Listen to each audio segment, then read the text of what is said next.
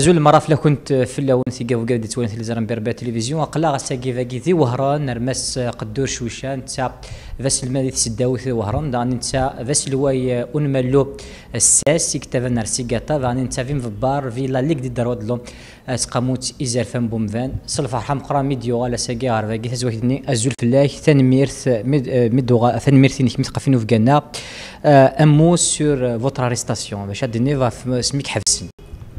Salam alaikum, Azul, bonsoir tout le monde. Cette arrestation qui était à prévoir, puisque la police ici de façon précise voulait à tout prix faire taire le bureau de la Ligue algérienne de défense des droits de l'homme et tous ceux qui trouvent ici un espace libre pour parler. Donc ça fait longtemps qu'ils voulaient le faire.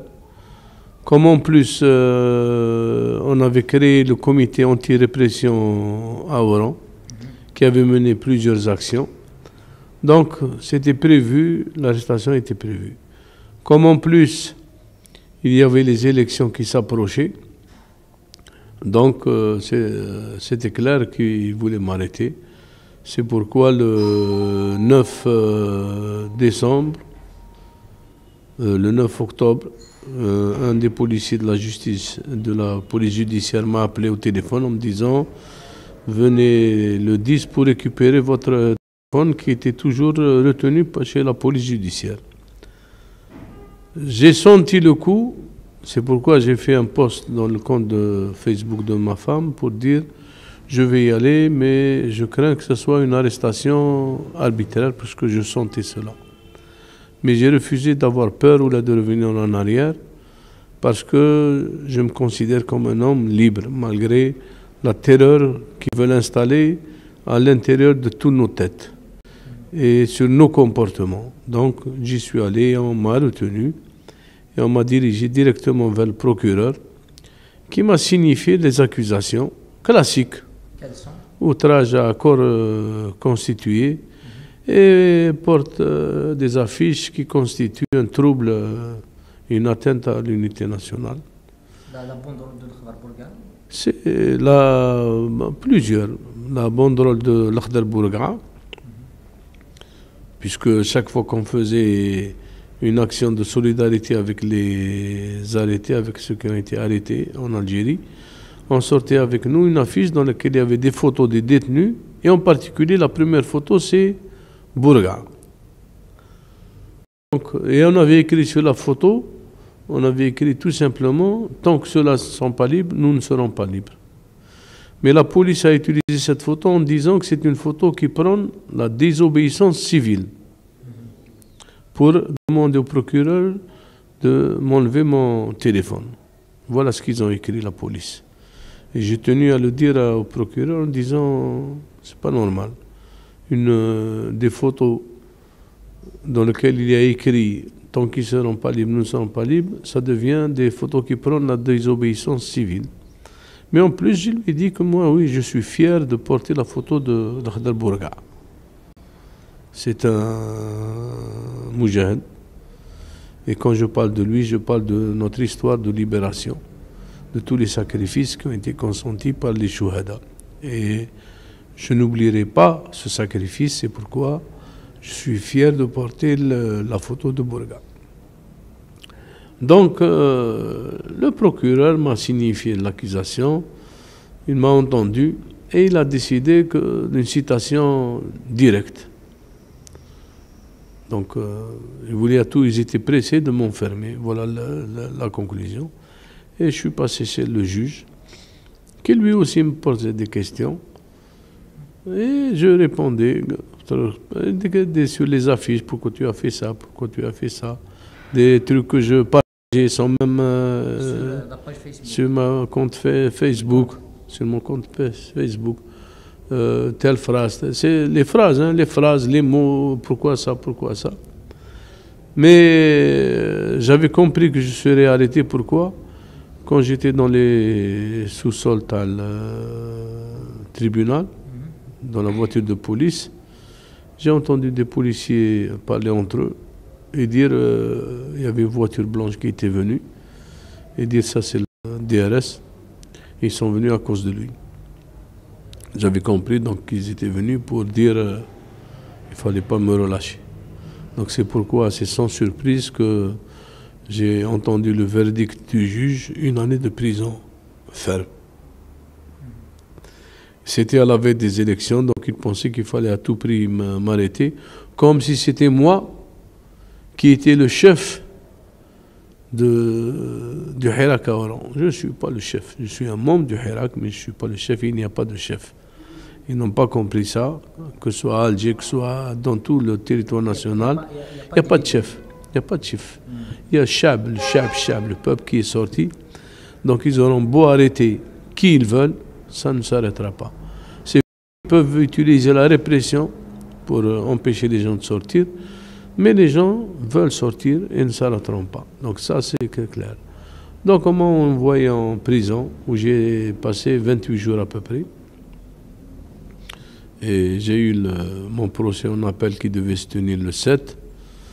Mais les autorités ont eu peur de ce procès parce que c'était un procès politique. Puisque déjà, de par la présence de nombreux avocats qui étaient venus, que je remercie une nouvelle fois, non seulement les avocats d'Oran, mais surtout ceux qui sont venus de Béjaïa, Tizi Ouzou, d'Arbou, d'Alger, de Larouat, de Bel Abbas. Donc c'était clair que c'était un procès politique, surtout qu'il y avait dehors une manifestation. Parce qu'ils avaient refusé aux gens de rentrer dans la salle. Donc les gens ont tenu une manifestation dans la cour du tribunal. Donc ils ont eu peur, c'est pourquoi ils ont dit que le juge a dit que le procès a été ajourné. Et nos avocats ont dit d'accord, puisque vous voulez ajourner, mais nous demandons la libération provisoire, puisque je remplis toutes les conditions. Parce que la détention provisoire, préventive, de par la loi, n'est faite que pour ceux qui présentent soit un danger, si on les laisse dehors, et je pense être loin de constituer un danger, sauf si sortir avec le Hirak c'est un danger, soit qui ne présentent pas des garanties. Alors que moi je suis un homme qui est père de famille, qui travaille à l'université, professeur d'université, qui milite depuis très longtemps, soit dans le syndicat, président du syndicat. Dans le syndicat CES. Auparavant, j'étais dans le CNES. Je suis membre de l'exécutif de la SEGATA, de la Confédération Générale des Travailleurs en Algérie, et vice-président de la Ligue algérienne de défense des droits de l'homme. Donc, moi, ma vie est là, donc je ne vais pas fuir. Je vais pas fuir. Mais malgré cela, la détention préventive est devenue quelque chose de courant. Votre femme a rédigé un texte sur votre état de santé. Et l'état de santé, parce que ça, je l'ai dit à ma sortie de prison, la prison doit être fermée. Cette prison doit être fermée. C'est une des prisons qui est vieille, qui ne répond plus aux besoins. Elle est très vieille. Elle date de l'époque de la colonisation. En plus, le nombre d'internés qui sont à l'intérieur dépasse et de très très loin les capacités de cette prison. Donc, elle ne peut plus continuer à fonctionner. Même le personnel qui travaille à la prison est dépassé. Le personnel, par exemple, de matière de santé, moi je l'ai vu, tout le monde se présente pour faire des piqûres, pour des consultations. Le personnel est dépassé. Mais il n'arrive pas. Il y a des ruptures de stock de médicaments.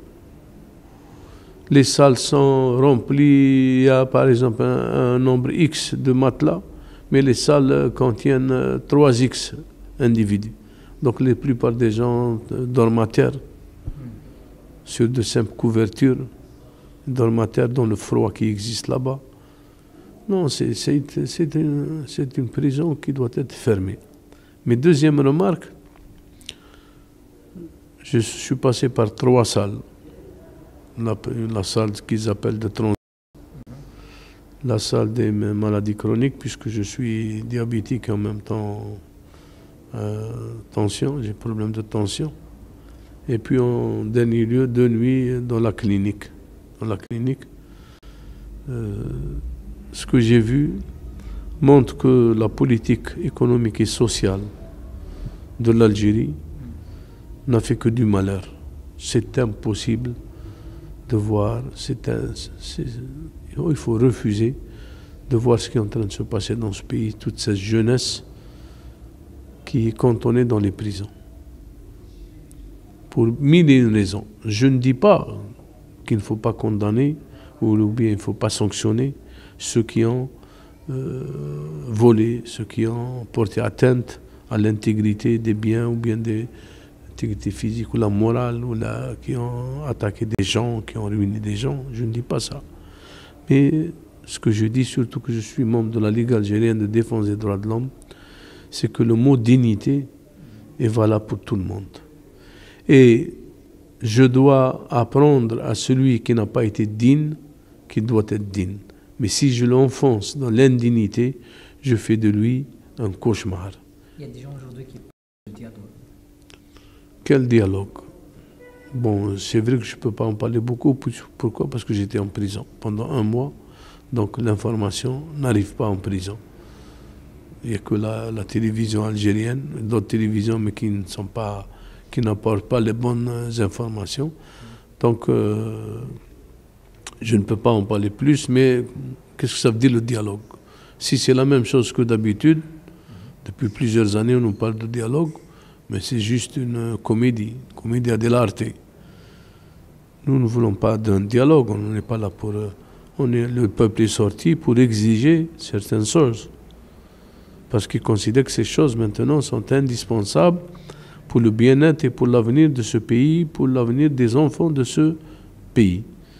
Donc, la première question qui se pose, et je pense qu'elle est là, on ne peut pas la fuir, c'est est-ce que l'armée est prête à dire « je renonce à avoir ma main sur la chose politique. Je me retire car ma mission est déjà très importante, surtout par les temps qui courent, avec tous les problèmes qui se trouvent à nos frontières, qui viennent d'être renouvelés avec ce qui se passe en Libye. Ça veut dire que l'armée a des préoccupations très importantes et qu'elle doit consacrer toute son énergie, toutes ses forces pour régler ça. Elle n'a pas à s'occuper de la politique. Elle doit laisser faire les politiciens. Donc, voilà le premier objectif de la population. Et tant qu'on n'arrivera pas à ce premier objectif, on ne pourra pas avancer. Donc, si on dit, ce n'est pas un dialogue qu'il doit y avoir, c'est une sorte de négociation. Comment? La feuille de route de Chouch. La feuille de route, c'est d'abord négocier avec les vrais tenants du pouvoir. Négocier pour que il faut que l'armée accepte ça. C'est ça, nous ne sommes pas... la chose n'est pas à traiter de façon unilatérale. Il y a la population qui est là, qui sort. Il y a les vrais détenteurs du pouvoir. Donc il faut négocier avec les vrais détenteurs du pouvoir. Est-ce qu'il faut négocier directement? Moi, je préfère la négociation directe. Ou la négocier avec ses représentants. Mais négocier le fait que l'armée sorte de l'arène politique, se consacre à ses missions. Même s'il faut négocier aussi des garanties. Il faut le dire franchement. Il faut le dire franchement. Même s'il faut négocier des garanties pour que l'armée accepte cela. Donc il faut négocier. Cette négociation doit se faire entre les Algériens qui ont envie vraiment de changer, de renouveler. La méthodologie, je pense que depuis 10 mois, le Hirak, même s'il ne s'est pas donné des représentants directs, il ne s'est pas donné, il ne faut pas le dire. Mais je pense qu'il y a des figures qui ont émergé. Ces figures, je pense qu'il faut faire le plus attention possible, de sorte que ces figures représentent un large éventail politique, pour que tous les Algériens, tous nos compatriotes, qu'ils soient hommes, qu'ils soient femmes, se sentent représentés. Il ne faut pas qu'il y ait de l'exclusion. ما نقولوش أنا غير هذا عجبني والآخر ما عجبنيش. Non, c'est ça le problème. Il faut que tout le monde se reconnaisse.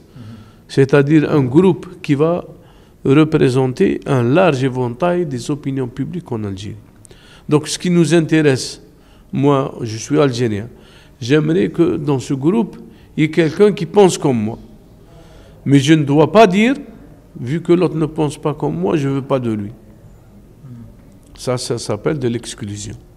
Au contraire, nous appelons à une participation d'un large éventail. Pourquoi? Parce que pour que la société soit apaisée, il faut reconnaître à l'ensemble des droits. Et quand je dis l'ensemble des compatriotes, c'est ceux qui sont pour une vie pacifique, une vie pacifiée, pour la reconnaissance des droits de tout un chacun. Et l'Algérie, je crois qu'elle est non seulement assez vaste, mais assez riche que ce soit en potentialité, que ce soit par son histoire, que ce soit par son étendue, pour donner la place à tout le monde, pour que chacun puisse y vivre selon ce qu'il veut, et dans un État qui préserve d'abord la liberté, la dignité et la justice. Pour tout le monde, je dis bien, j'insiste sur ce mot, pour tout le monde, pas simplement pour une catégorie de la population. Et pour ceux qui doutent encore du Hirak, ou là, pensent que le Hirak est passé à côté, je pense que le Hirak, on ne se rend pas compte parce qu'on s'adapte au fur et à mesure. Le Hirak a apporté beaucoup de choses. Déjà, il nous a permis de voir ceux qui se sont moqués de la société algérienne en prison. Il ne faut pas oublier, ceux qui ont les personnes comme Ouyahia, comme Toufiq, comme les ex-ministres, les ex-premiers ministres, ils se prenaient pour des dieux intouchables, impunité totale. Maintenant, ils sont en prison. Ça ne veut pas dire que nous croyons qu'il y a une volonté de nettoyer. Non, nous ne sommes pas dupes. Et la population n'est pas dupe, elle n'est pas innocente. Mais elle sait que c'est à cause de sa sortie qu'il se passe ça. Qu'il y a des clans qui se déchirent, que chacun veut donner en pâture un clan, pour que lui, il soit épargné. Mais la population est en train de dire que ce n'est pas un problème de personne, ce n'est pas un problème de clan, c'est un problème de politique, c'est un problème de quel est le type de pays que nous voulons construire, quel type de pouvoir nous voulons construire, est-ce que nous voulons vraiment une séparation entre les pouvoirs, est-ce que le civil doit primer sur le militaire s'occuper de ses missions et ses prérogatives constitutionnelles. Donc c'est un débat de fond, ce n'est pas simplement un débat sur des personnes, même si les personnes parfois sont des symboles de tel ou tel système, et c'est pourquoi des fois ils attirent l'attention. Il faut qu'on aille vers une conférence nationale, une rencontre nationale, des assises. Mais nous ne pouvons pas aller à une conférence nationale si on ne sommes pas chez l'armée. La décision la plus importante, c'est de dire « je suis prête à me retirer du champ politique ». Vous pouvez faire toutes les conventions, toutes les conférences, tout ce que vous voulez. Si vous n'avez pas ça, vous échouerez. Et je crains que nous soyons dans la même logique, de faire une conférence nationale, d'appeler les anciens, de saupoudrer ça, d'ajouter un peu de représentants soi-disant du Hirak, alors que le Hirak n'a pas de représentants. Mais maintenant, nous allons traverser une époque où tout le monde va essayer de dire « moi, je suis représentant ». Donc de mélanger tout ça et de discuter, mais discuter avec qui? Avec qui discuter? Avec ceux qui détiennent réellement le pouvoir? Avec Tebboune. Avec Tebboune donc? Non, pas avec Tebboune. Ceux qui détiennent réellement le pouvoir, c'est pas Tebboune. Tebboune a été placé comme d'autres, il faut pas rêver. Même les autorités ont dit la vérité sur un point. Quand ils te disent le taux de participation aux élections dans cette région, c'est de 0,04%. Qu'est-ce que ça veut dire? Il y a un rejet. Ça veut dire que c'est un régime massif, total. Ils te disent tu ne peux pas nous représenter. Donc qu'est-ce que tu vas leur dire? J'ai décidé de vous représenter, de force. Non, c'est pas possible. Ça veut dire qu'il y a un problème qu'ils ne peuvent plus cacher. C'est un problème qu'ils peuvent le cacher. Donc ils vont essayer, qu'est-ce qu'ils vont essayer de faire? Ils vont essayer de trouver une astuce pour cacher ce problème. Parce que maintenant, il a été clair. Clair, maintenant, personne ne peut dire le contraire. Mais actuellement, nous sommes dans une étape où le président de la République sait que beaucoup d'Algériens refusent qu'il soit leur président. C'est un président sur le papier, c'est vrai qu'il a prêté serment, mais les autorités ont dit qu'il y a des zones où il n'y a pas eu des élections. Et ça, on ne peut pas avancer. Un pays ne peut pas avancer comme ça. Surtout que ces derniers temps, avec ce qui se passe en Libye, on dit qu'il faut créer un front interne solide. Qu'est-ce que ça veut dire un front interne solide? Ça veut dire qu'il faut que la population se sente concernée. Qu'elle dit c'est mon problème. Mais tu ne peux pas, toi, en même temps la rejeter, ne pas la laisser s'exprimer, et en même temps lui dire ah mais c'est un problème. Mais non.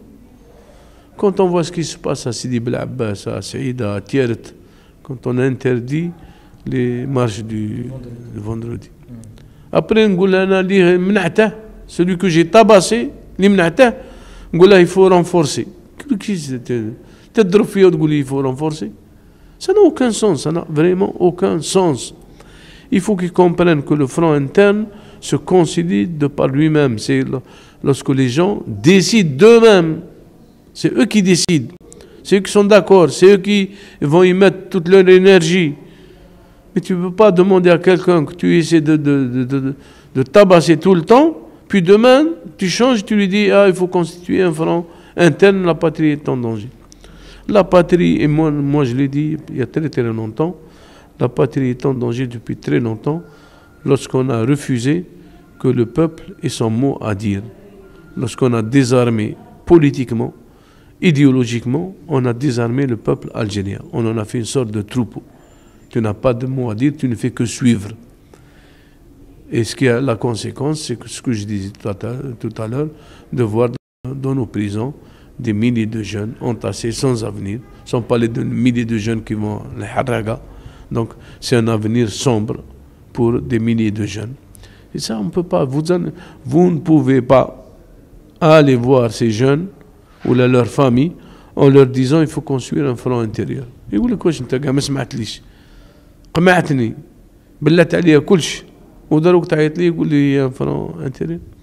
Et l'expérience prouve que ce soit dans le cas de Saddam Hussein, dans le cas de Kadhafi, dans le cas de beaucoup de pays, dans le cas de Bachar Assad, même si certains disent qu'il a résisté, mais il a résisté en permettant aux Russes de s'installer dans son pays. La dernière fois, Poutine est parti en Syrie. Il a convoqué, alors qu'il était en Syrie, Bachar al-Assad s'est réuni dans une base russe. Alors que le protocole voudrait que c'est le président syrien qui reçoive un président. Donc, tous les pays de la région qui vivent de cette façon-là, leur peuple ne les a pas soutenus. Et l'extérieur a pu facilement faire ce que bon lui semblait de ces pays-là. L'avenir du Hirak. Non, l'avenir du Hirak est devant lui, il n'est pas derrière lui. L'avenir est devant lui. Nous avons encore beaucoup de choses à faire.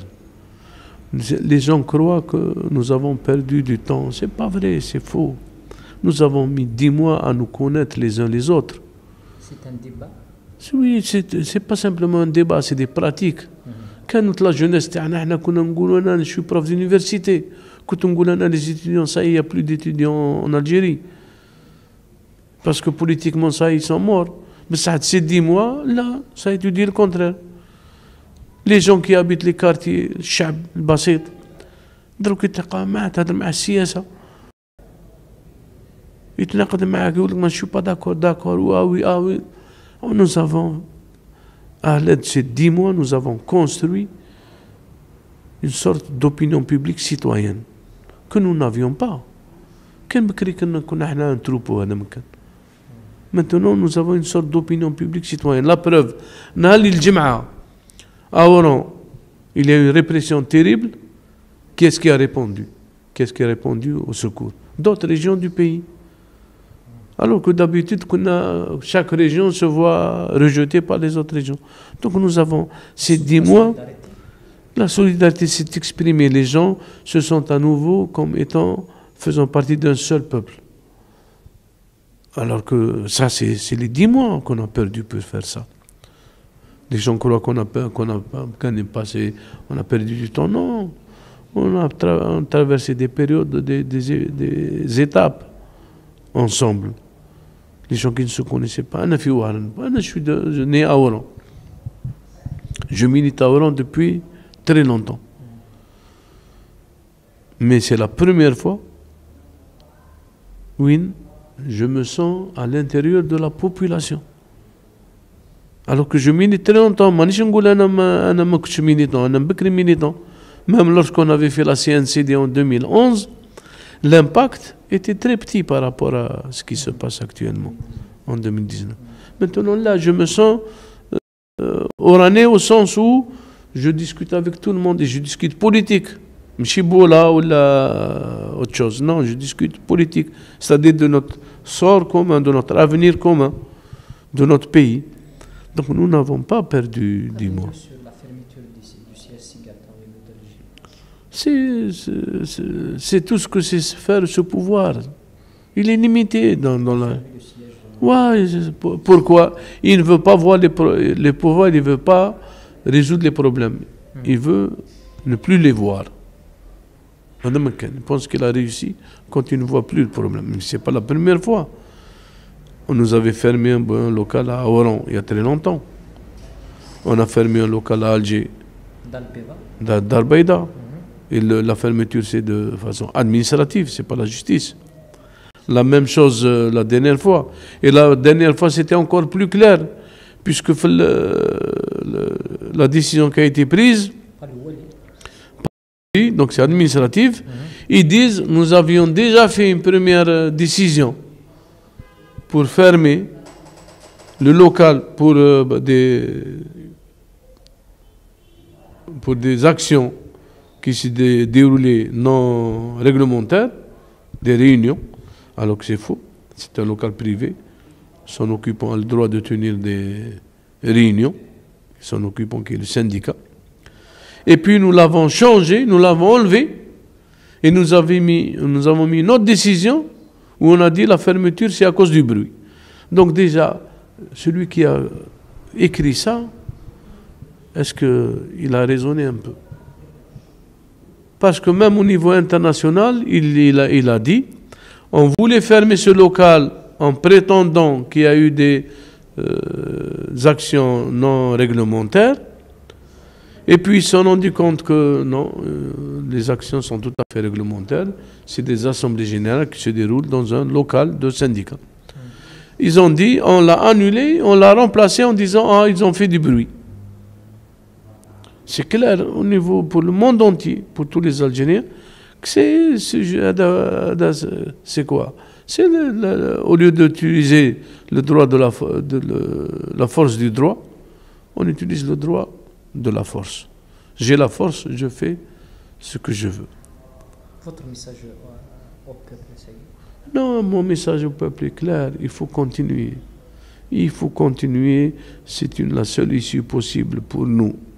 Et je viens de sortir de prison. C'est la seule issue possible pour nous. Nous devons continuer. L'avenir de notre pays, de nos enfants, est entre nos mains. Nous n'avons pas le droit à l'erreur, nous n'avons pas le droit à l'arrêt. Mais nous devons être plus solidaires les uns avec les autres. C'est pourquoi moi je tiens à exprimer, je tiens à dire qu'il nous faut par exemple être solidaires de manière concrète avec les gens de Sidi Bel Abbas, avec les gens de Saïda, avec les gens de Tiaret, pour qu'on arrête la répression, pour que soit permis le hirak. C'est pourquoi, quand on vous dit le dialogue, alors qu'en même temps, je vais empêcher les gens de marcher pacifiquement, et rendez-vous compte qu'au niveau international, les gens sont éblouis. Ils voient que c'est des milliers de personnes qui sortent, pas un verre de cassé. Malgré la répression de la police. Il faut le dire, je pense que vous avez vu des vidéos de ce qui s'est passé à Oran, ou là dans d'autres... Les gens sont restés pacifiques. Donc, quelque chose de formidable.